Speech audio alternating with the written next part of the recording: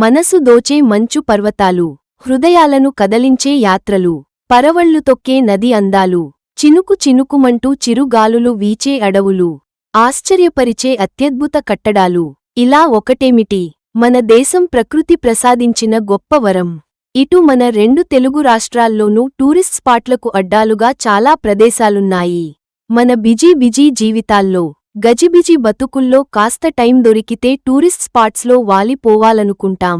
ఇక 2 తెలుగు రాష్ట్రాల్లో ప్రసిద్ధి చెందిన టూరిస్ట్ స్పాట్స్పై ఓ లుక్కేద్దామా? ఇలాంటి మరెన్నో ఆసక్తికరమైన విషయాలు తెలుసుకోవడానికి ఈ వీడియోని ఎక్కడ స్కిప్ చేయకుండా చివరి వరకు చూడండి. అలాగే మా ఛానల్ సబ్స్క్రైబ్ చేసుకోండి. ఈ వీడియో నచ్చినట్లయితే లైక్ చేయండి.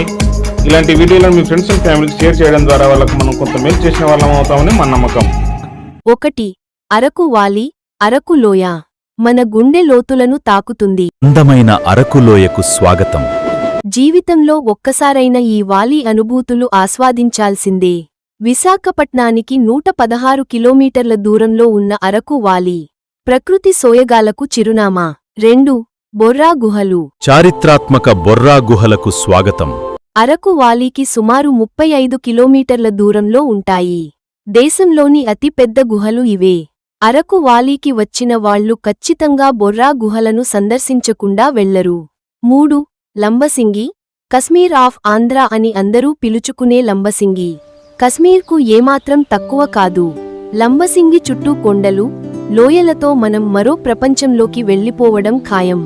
విశాఖకి 101 కిలోమీటర్లు, నర్సీపట్నానికి 32 కిలోమీటర్ల దూరంలో ఉన్న లంబసింగికి ప్రతి ఏడాది వింటర్ సీజన్లో పర్యాటకులు పోటెత్తుతారు. 4.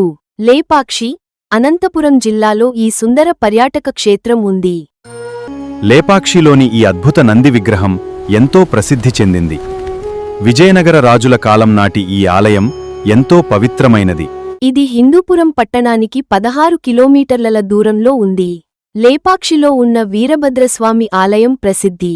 ఇక దేశంలోనే అతిపెద్ద ఏకశిలా నంది విగ్రహం లేపాక్షిలోనే ఉంది. 15 అడుగుల ఎత్తు, 25 అడుగుల పొడవుతో నందీశ్వరుడు కొలువు తీరాడు. 5. తిరుపతి అనగానే గుర్తొచ్చేది 7 కొండలవాడు. కలియుగ వైకుంఠం తిరుమలగిరులు, మేఘాల నడుమ మెరిసిపోతున్న ఆనంద నిలయం, శ్రీవారి దర్శనం కోసం సాగిపోతున్న భక్తజన సందోహం. 2. ప్రకృతి సోయగాలు. ఇక్కడి ప్రకృతి ఒడిలోకి ప్రవేశిస్తే మనల్ని మనమే మరిచిపోతాం. కపిల తీర్థం, జంగిల్ బుక్. ఇలా ఒకటేమిటి, తిరుపతి కొండల్లో నెలకొన్న పర్యాటక అందాలను చూడకుండా, ఆస్వాదించకుండా ఉండలేం. 6. వరంగల్. ఓరుగల్లు కోట వైభవాన్ని చూడండి. ఈ 1000 స్తంభాల గుడి ఎంతో అద్భుతం. ఈ సరస్సు అందాలు మనసును దోచేస్తాయి. ఈ సుందర దృశ్యం ఎప్పటికీ నిలిచిపోతుంది.